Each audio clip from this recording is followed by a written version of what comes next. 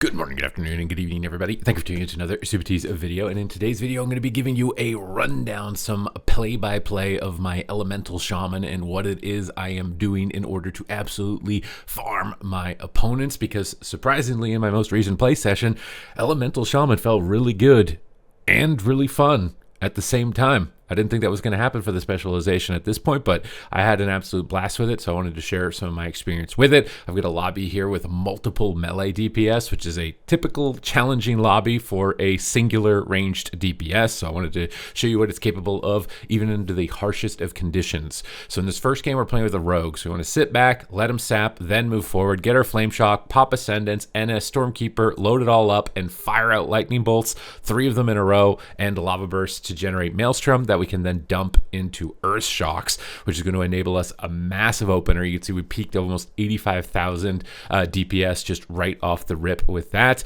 Then, because this team has no way to remove Hex, you do want to try to look for Hexes on the healer. Do note against a Priest, though, that they can fade and Shadow Word Death. So you do want to bait those or cap stun the Priest in order to chain it into a Hex. But if you're not looking for Hexes, you just want to be keeping Flame Shocks up, dishing out Lava Bursts, and using Earth Shocks. Now, against a Priest, it's also important to not stack up because they have Psychic Scream like this, which you can use Tremor Totem to remove from your allies. So you want to generally try and stay away. You can see I was stacked with the Rogue and I ended up being feared for quite a long time. Here, Ultimate Penitence from a Disc Priest, it's important to use Grounding Totem. So it's redirecting all of those Penance Bolts into the Grounding Totem as opposed to my Rogue at that moment in time. You want to be using Nature Swiftness on Lava Burst, basically on cooldown. And now I'm looking for Hexes. I see the Priest casting a Penance, so he might not notice me. We go for the Stormkeeper and we're going to fire out Lightning Bolts. That forces the spell warding from the Paladin. You can't attack into spell warding, so we will switch to the Death Knight, load up Flame Shock, shoot the remaining Lightning Bolts, and keep chucking out Lava Bursts as much as possible. Now, if you do run out of Lava Bursts, I like using my Healing Stream Totem during this time, throwing out some Roots and instant cast if I have Maelstrom for Earth Shocks, as opposed to going for Lightning Bolts, just because Lightning Bolt isn't super powerful. Here, we're going to Bloodlust and just fire out damage. Again, I'm kind of just sending my cooldowns basically as soon as I get them, trying to maximize my damage, and also line it up a little bit with the Rogue stuns. So a little bit of coordination, a little bit of sustained damage when you're playing with like a burst-based class like a Subtlety Rogue. But my main objective is to just try and do as much damage as possible and win with minor disruptions like Wind Shear on the healer. So here I'm moving towards the Priest, trying to cap stun him. If I land the cap stun, then I can land a Hex without having to worry about the fade or death that we talked about earlier on. And because the Priest has no trinket, this is a good opportunity for us to do a lot of damage. So we'll load up a Stormkeeper, fire out those 3 Lightning Bolts that are set bonus, amplifies by a lot, allows us to burst down the Ret Paladin to half. Now, normally you would want to swap off this Divine Protection from the Ret Paladin, but he's very low, and the Death Knight has anti-magic shield, so we're just going to keep hammering damage into the Ret Paladin even though he's taking reduced damage. And whenever I don't have Lava Burst procs, you can see I chuck down a Grounding, I chuck down a Healing Stream, I Wind Sheared the healer, I focus on my utility basically. We purge Freedom. Unless you have these orange bars next to your screen, I like using my utility during that time as opposed to kind of sitting there and casting this really long spell that may or may not get interrupted or line of sighted. And that's how I'm thinking about it, is like Flame Shock first priority, Instant Lava Bursts is second priority. If I have Stormkeeper NS, use those as well. And if you don't have any of those instant cast things or any Maelstrom for Earth Shock, drop down your Healing Stream Totem, drop down a Purge, drop down a Root, maybe look for Hexes and try to interrupt the healer during that downtime until you get a proc, and it can kind of fill that window, because LE Shaman does play a bit differently than it did in the previous expansions where you could pretty much just be a meatball cannon shooting Lava Bursts out the entire game. You don't get that, so trying to fill in that time between the procs is important. Sometimes you do just want to cast like a cannon, like especially if you have Ascendance up, sitting there stationary like a cannon if you can is not necessarily a bad move. So same game plan here. We get the Subtlety Rogue again. We want him to run in and get a sap. So you generally don't want to run in, in range of the enemy attackers. Otherwise they might grab combat off of you. So the Priest runs in. Fortunately, we still got a sap, but the Ret Paladin's behind the pillar, so we'll just Flame Shock the Death Knight. We load up our totems. We're hard casting Lava Bursts, kind of holding on to my Ascendance for a little bit on the opener here, just because he popped Iceman Fortitude. We'll swap to the Ret with it, load up the Stormkeeper with Spirit Walker's Grace. So if you're getting attacked like this with multiple melee, that Spirit Walker's Grace will immune interrupts. It'll allow you to get the Stormkeeper up and allow you to generate a lot of firepower. So I'm waiting for the anti-magic shield, and then that's when we're going to drop all of our Earth Shocks basically, or the anti-magic zone, that purple barrier. Once that's over, we've got full Maelstrom loaded up. We've gotten through all of the interrupts. We want to just start dumping out as much damage as possible. It can be helpful in these situations too to use Earthquake against multiple melee. You can see I'm just dumping Earthquakes onto the ground, trying to mitigate the opening damage from them. And because they have a lot of pets too, it triggers a lot of extra value in terms of damage mitigation and disruption alongside with a subtlety rogue. So you sometimes using Earthquake can be good. Obviously, if you're going for like finishing moments, like you've got crowd control and the healer, probably don't want to prioritize it. But if it's kind of just like you're padding the meter damage, you're not able to CC the healer or get a lot of momentum, it can be good just for extra defense. Here we fake an interrupt and go for a hex. We get that on the healer. We're targeting down the Ret Paladin. Need to keep our flame shocks up as soon as possible and keep chucking out our instant lava bursts. Use our nature swiftness if we don't have a proc either, and then that'll generate us Maelstrom to be able to just keep chunking down these earth shocks. I see a stun on the healer, so we are focusing on the earth shocks during that window as opposed to the earthquakes. And I do think the earthquake thing is kind of just like a countermeasure. If the enemies have cooldowns up that are hurting you, it can be good to put them down, but you wouldn't want to be using it the entire game. Death Knight misses his interrupt here, so I'm just going to take the chance to cast a healing surge for free. Off healing is actually very important on Shaman, whether it's healing stream totems when you're in trouble for the damage mitigation that it provides in healing, or just off healing with healing surges.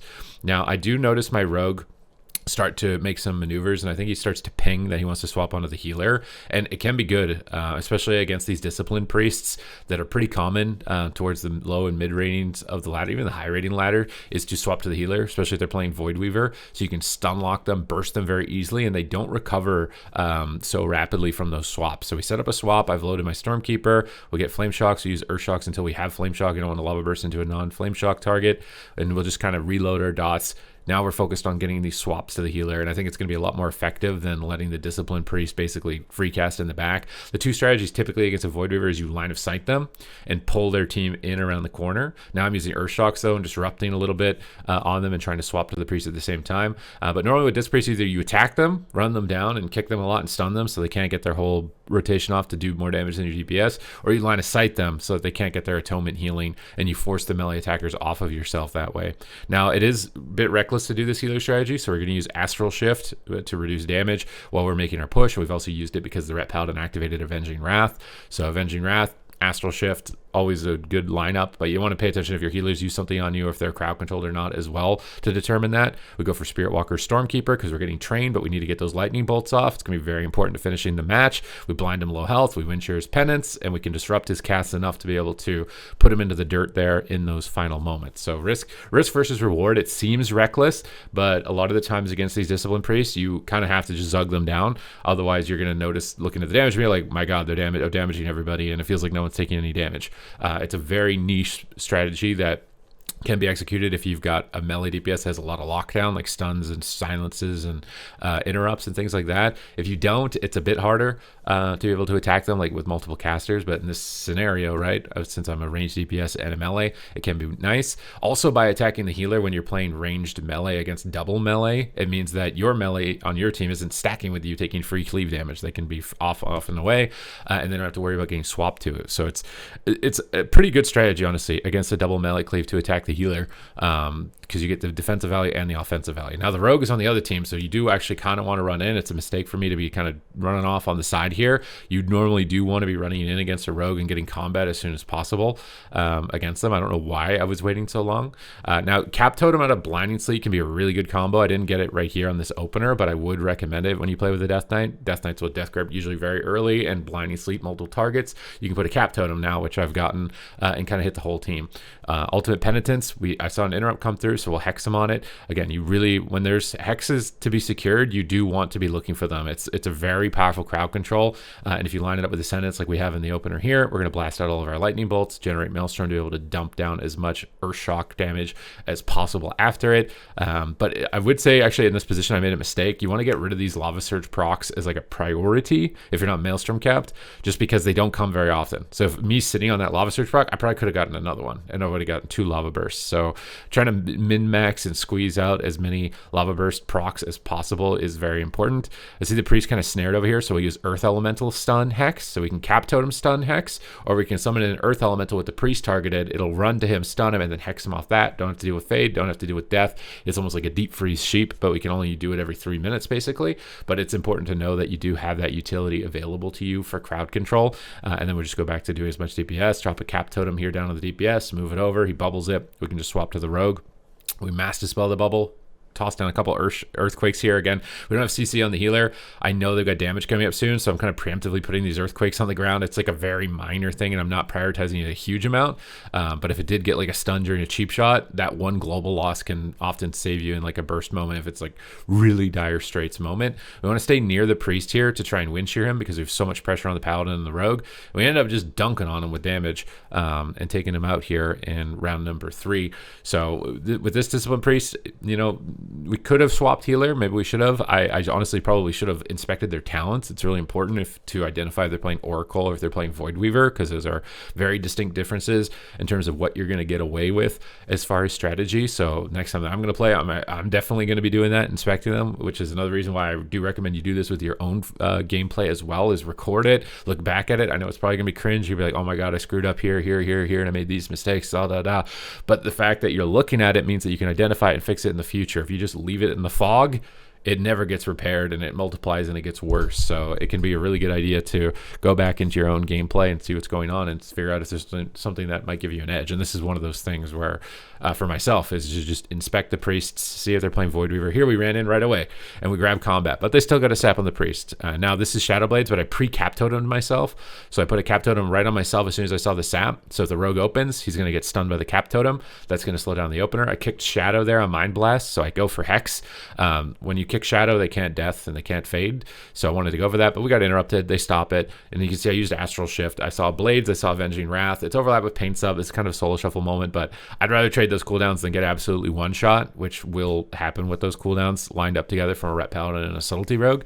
And then we're kind of just playing close to the priest with our wind shear, getting ready to use grounding on the ultimate penitence. You can also use grounding a little bit randomly as well during Mind Blast or on penance. I don't think it's too bad to just ground those spells and redirect them every so often. The other thing would be Hammer of Justice on this comp. So if the Ret Paladin's moving close to your healer, they're probably going to use Hammer of Justice. Obviously you want to Thunderstorm when you're stunned. This is going to just knock melee attackers away. We use Gust of Wind to get our Smoke Bomb, drop Healing Stream Totem. We're focusing on Earthquakes here because they have Avenging Wrath up and my healer is in a stun. So rather than Earth Shock, I think of Earthquake almost as a disruption, not a damage. I'm not using it because I'm trying to AoE them with big damage. It's because I'm trying to proc an extra stun to just take a global cooldown away from them to give my healer more time to breathe and recover in these types of positions.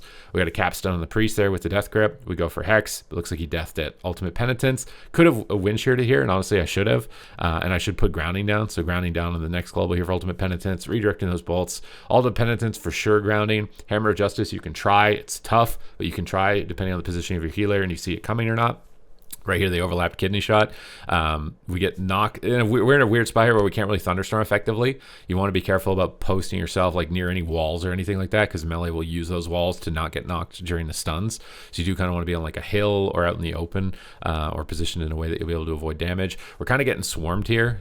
So honestly, like focusing on healing and earthquakes is not too bad. This is like I'm desperate, right? So you can see here there's earthquakes on the ground. I'm trying to just mitigate as much damage as I can really. And we got one stun on the Ret. You want to purge mind control. Another important tool against priests is using your purge if they've mind controlled your allies so they can heal you or do damage. We'll pop Astral Shift and we'll just focus on healing. Again, we're below 50% health for an extended period of time here.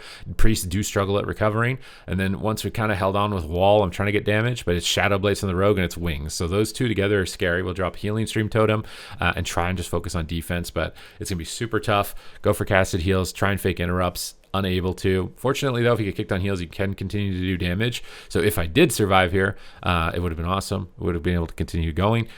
Could have kept maybe doing a couple of earthquakes. The Thunderstorm Earth Grab can be very useful there as well, even if you're not stunned. So knocking them and then rooting them at the end of the knock so they're not able to immediately get back to you can be a great use of the utility there in order to kite away from them and give yourself some space. I may have also had Earth Elemental there. I'm not 100% sure either, which can be used in those desperation situations. Obviously, some tweaks could be made here.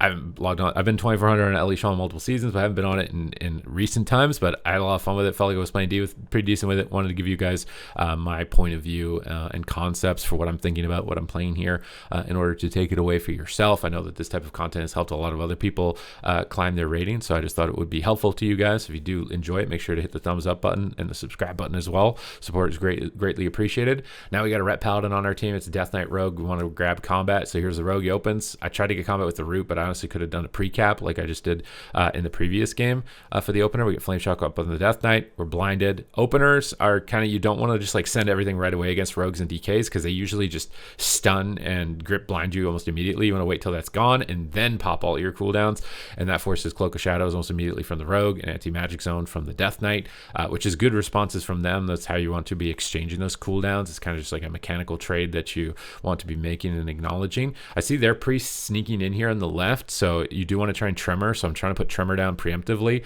and then we managed to hit the Fear. So paying attention to the priest positioning, then we can knock him away, we can root him, we can cap him, and then we can try and go for a Hex. I could Spirit Walkers here just because the Death Knight's kind of close. It's pretty YOLO for me to just kind of go for that Hex without doing it. So Spirit Walkers to immune Hex or Spirit Walkers to immune Stormkeeper are generally the two abilities that you want to be using to do that in order to get it. So the Earth Grab Cap Hex is a great one. Earth Ellie Stun Hex is great, and then we can Cap Stun Hex again later. So those are the types of chains you can use to get crowd control on the healer if you're having a tough time at lower rating. Those types of combos are going to get you pretty far, like because just taking a healer out even for a couple of seconds with the amount of damage you can do on Ellie can be very scary. We're using our purges during shields as well, so if you ever see that white bar appear on someone's health bar, that's a shield. You want to try and purge it. You can't purge all of them, so against a Mystery Monk, for example, with Life Cocoon, you can't purge it, but against a Priest, that's when you want to be timing your greater purges during those Void Shields to try and remove them, because it'll be more value than doing damage. We get an Earth Ellie stun into a Hex here with the Priest having no trinket. We knock him off behind the pillar, root him out of line of sight of his team. We'll pop Bloodlust on the Ret Paladin and load up our Stormkeeper, and then we'll just hammer out these lightning bolts and do massive crashes amounts of damage. Priest is getting lined. I see an opportunity to cap stun the Priest on the tomb as well, and then continue to push after the rogue and just KO him here behind the pillar. And this is why I really like Ellie Shaman, because you can be like a little surgeon, like going in there and be like, I see an opportunity here. Priest on this side could knock the rogue to the other side, and then just be like a clinician right there as far as closing the game out. So it can be a lot of fun as far as like strategical positioning. It's not just, you can play it with brain off, blast, Zug damage if you want to, but you can also play it with some strategy, some crowd control, which I like that balance. So you can be a no brain spec or a full big brain spec at the same time, which is a great experience. So we got one more round here with the Retribution Paladin of the Priest. Feeling pretty good after that. After styling that one, it's probably my stylish win of the day, as far as I'm concerned. But we want to try and grab as many wins as we can in this type of situation against these multiple melee DPS. So again, want to try and grab combat. If you see sap on healer, dropping a cap on yourself can be a good idea, or having Earth Ellie out as well to just stun the rogue when he opens can be good, but I usually like saving it. So dropping cap here I think is the best maneuver, but I didn't do it. I dropped healing Stream Totem instead, which is again not too bad because it's going to give you damage mitigation, give you a little bit of healing. Now this is why I don't pop cooldown until after I'm stunned, after I'm blinded, and then I immediately go, because now I can't be crowd controlled, and you want to just be getting your Stormkeeper off with your Spirit Walkers, launching out the Lightning Bolts, Lava Bursts, and Earth Shocks. I see a Smoke Bomb here, so I'm dropping a Cap Totem on it to try and assist with reducing damage as opposed to cap stunning the healer, because the healer's already a stun DR for Hammer of Justice, grounding on Ultimate Penitence. So we've made that exchange. It can be good at the beginning of the game also to purge, just to get the Fortitude off. That's just an extra 5% of health you don't have to deal with, or you force the Priest to have to remember to rebuff, which they might not. Now I'm playing a little bit close to the Priest here, so I can wind shear, so I can go for Earth Ellie stun, so I can go for hexes. And the rogue is on top of me. I'm surprised he didn't kick me, but we actually managed to hex the trinket, which is pretty good. It's going to open up a big opportunity here on the Death Knight. So we're dumping all of our Earth Shocks after we got the hex here. We get a mind control out of that as well. And I see the rogue moving. I was trying to root his vanish, but I was a little bit too slow. We'll just drop a root, move away from the rogue. Earth Grab could be really good for kiting melee like this. Gets us distance, forces him to vanish when I'm on stun DR, which is great, because now if he stuns me, it's going to be on DR, or he just can't stun me and his vanish gets half the value that it normally would get. We keep using Nature Swiftness on cooldown. We use Healing Stream when the healer is in crowd control. I should have also tremored the Sphere. Again, we talked about that in one of the first rounds there. Psychic Stream on your healer, you want to be looking for Tremor Totems. I drop a Cap Stun on the Priest, and then I'm looking to try and fake interrupts and go for a Hex. I get gripped out of range, so just go for it. And then we just go back to chucking out Lava Bursts. I also have Bloodlust in this position, so we're playing a little bit more tactically. We got our Stormkeeper ready to get loaded up as well in this position. Could go for a root on the Priest on his way into the tomb here too if I wanted to, but looks like we load the Stormkeeper. I think I just jump in. We jump in on top of the rogue. I see them really focusing on the Ret Paladin, so I think I'll be okay. I also still have my wall, so using a little bit of my mobility aggressively here I think is okay. We'll toss out some off heals as well towards our Paladin, who's still quite low on HP at the moment. Honestly, chucking like a grounding down isn't too bad here either. Might hit a Strangulate, might hit some Priest damage as well when your partners are that low. We wind shear him and we try and go for Hex. We're trying to fake his death. I faked him a couple of times here. He's running on top of me for Fear, so we pre-tremored to try and hit that Fear. And then we end up fearing him back because he was so scared about getting hexed and pushing in like that. So we get a full fear to full hex. You jump around the corner, snipe out a lava burst into a couple of earth shocks, and hopefully dunk this guy into the dirt. Dunk him into the dirt, grab a quick 5-1 in that all melee lobby, and feel pretty stylish at the end of it. So once you get some of the core components of it down, first thing is obviously to focus on your rotation, flame shock, lava burst procs, and saving up maelstrom to bank down a lot of earth shocks. Learning the stun combos like the earth grab, cap totem, hex on the healer, and the earth elemental hex on the healer can be great. Cycling in your healing stream totems when you see your team at low health, or if your healer's in crowd control for extra utility. Thunderstorming either offensively to knock enemies around corners to kill them, or thunderstorm defensively to get them away from yourself in order to survive in the game, are kind of the main components of it. But once you get it, once you get the engine rolling, it ends up being a lot of fun. So I just wanted to relay this video to you guys to share my fun, share my experience with it, and hopefully help elevate your abilities as well. So thank you for watching, and I will see you in the next one.